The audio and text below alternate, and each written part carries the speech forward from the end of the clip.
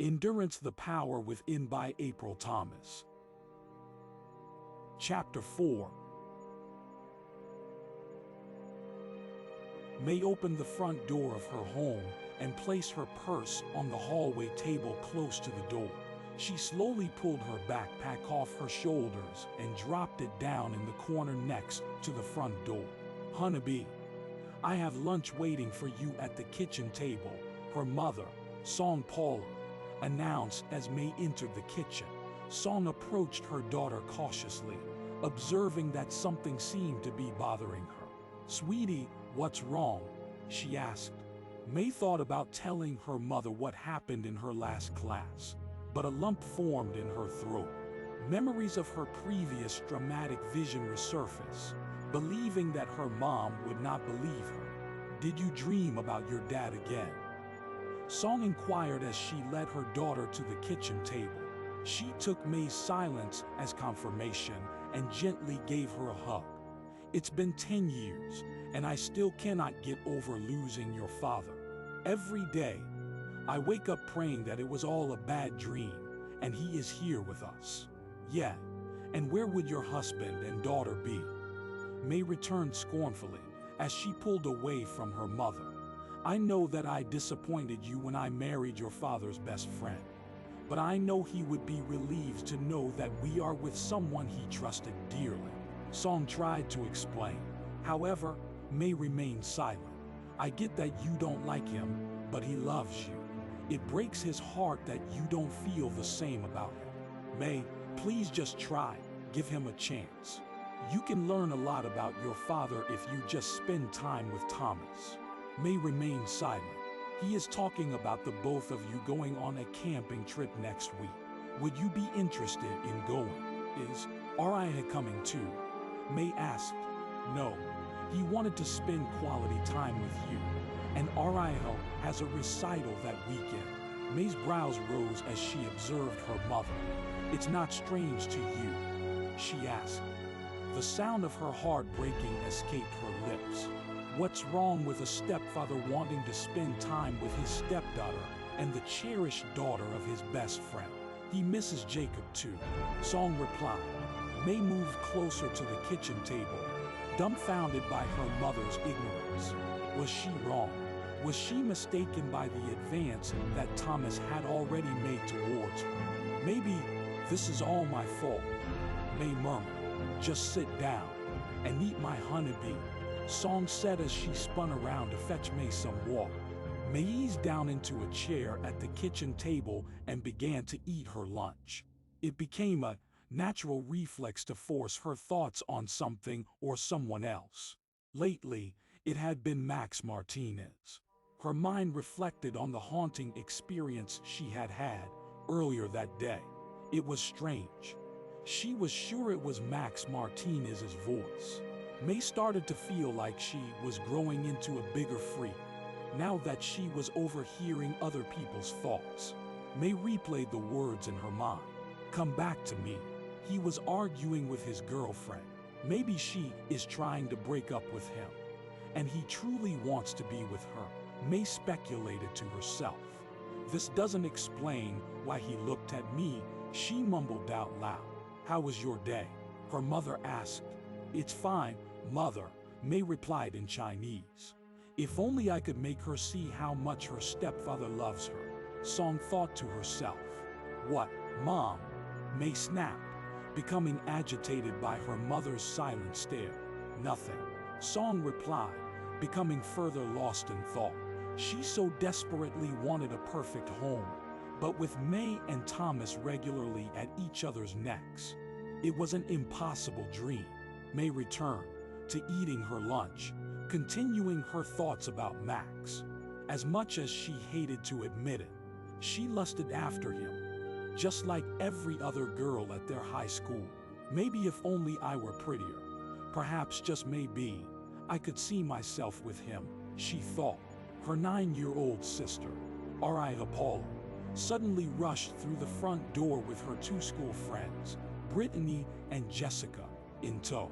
Food is on the table for you, Ariah, Song yelled in Chinese as Ariah flew past the kitchen. Not hungry, Mom. Araya shouted back, heading up the stairs. Girls, Song sighed as she walked into the living room to finish her chores. May jolted as she felt the sudden vibrations of her cell phone.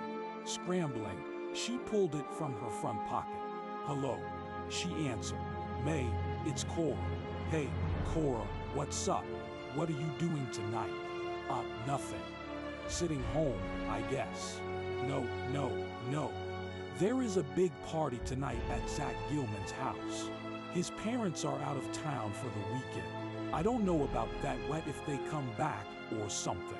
I got enough problems, May lightly joked. May, come on. We're teenagers. We're supposed to get in trouble. I don't know, Cora, but I guess I can think about it. May sighed. Okay. I will call you back in 2 hours to get your answer, and it better be yes, Cora demanded. Okay, bye. May ended as she pressed the end button on her cell phone. She finished her lunch and headed upstairs to her bedroom, making sure to lock the door behind her. Kicking off her shoes, she flopped down on her full-size bed and dozed off.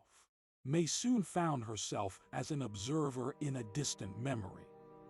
Come on, baby, breathe, please, baby, Brandon demanded, as he did everything in his power to resuscitate the newborn lying limp in his arms. Since Justina had placed the baby girl in his arms, he couldn't help but fight for her life. Brandon turned the baby on her back once more. Her skin was so cold, and he was clueless on what to do next. He turned the baby back over and swaddled her in a baby blanket. Now you listen, little girl. I don't have the power over life and death, but I know who does. Brandon began to pray from the depths of his heart as he paced the wooden floors of his home. Brandon was so deep in prayer that he hadn't noticed that the baby began to warm up. Her cheeks turned a rosy pink. Brandon finally looked down at the infant and exploded with excitement. Yes, wake up, he shouted. The infant's eyes sprung open, displaying a fiery red color. It felt as if only a few minutes had passed when May suddenly was awakened by the sound of someone trying to pick the lock of her bedroom door. Fear gripped her as she glanced over at the alarm clock on her nightstand. No, May whispered, it is after 9. Her stepfather had been home for an hour, and her mother and sister were at Aria's gymnastics practice. May jumped to her feet and grabbed her purse and cell phone. Then she paused. Wait.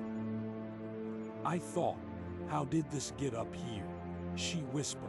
She knew she did not bring her purse upstairs with her. The sound of the doorknob being jingled brought her back to reality. She didn't have much time to think. She could hear something being shoved between the door and frame.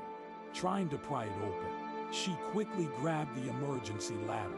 Thanking her mother once more for insisting on one in every upstairs bedroom, May lifted her bedroom window and threw the ladder over the windowsill.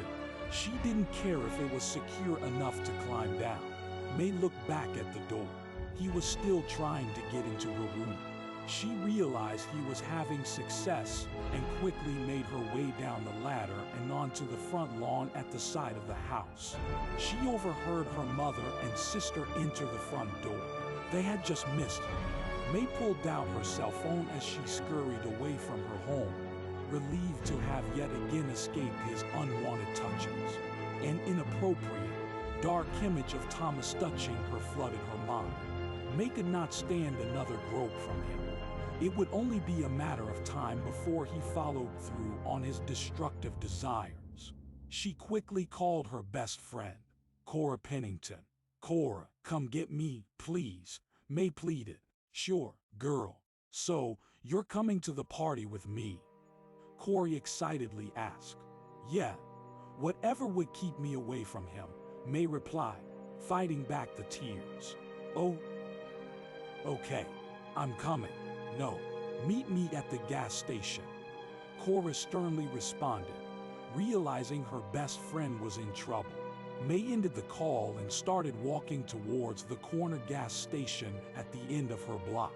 She began to reflect on all the pain she had endured at home and throughout her life. Tears flooded her eyes as she watched a father and daughter happily holding hands while they passed her. She still remembered the walk she took with her father when they lived in Atlanta. May desperately wished he could be there. She missed him, and she felt terribly alone without him. Making it to the corner store, she headed straight to the restroom to wash her face. After pulling herself together, she decided to buy a water bottle while waiting for Cora. Standing in line to pay, she couldn't help but glance over at the beers and alcohol in the fridge. It enticed her, beckoning for her to have a sip. May looked forward to going to the house party for the first time, knowing she could get drunk and forget about her problems, if only for a few hours. It seemed like a gift. She paid for her water and decided to stand outside, hoping the fresh air would do her some good. It shouldn't be much longer, she murmured. The tears began to fall again, and she couldn't stop them. May felt like time was running out on her. She needed to get away before her stepfather succeeded. But how could she win? How could she ruin his success? She whispered. She let her long wavy hair out to try and hide her face from everyone. People were noticing. Then, Max's vehicle pulled up to the gas station. May rolled her eyes. The football team guys are obnoxious, and I don't want to be seen, she complained to herself. She was in no mood to be played with. Thank God, May whispered, turning her head to see Cora pulling up into the parking lot. Thank you for listening to the 4th chapter of Endurance.